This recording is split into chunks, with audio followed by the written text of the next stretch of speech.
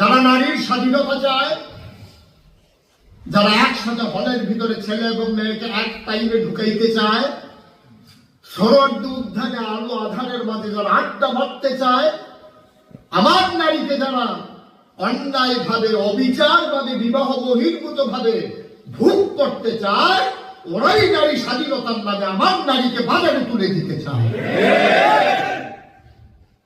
ওরা জানে এতে সুবিধা।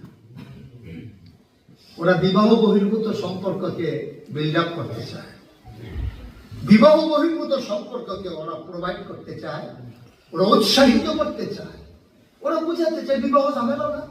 যেমন কোরিয়াতে, আপনার অন্যান্য কান্ট্রিতে দাম্পত্য জীবন নাই, তো সংসার নাই। ওরা গবেষণা করছে, আরে 70 বছরের বুড়া বেড়া, 65 বছরের বুড়া বেড়ি এত বছর একলগে থাকি কেন?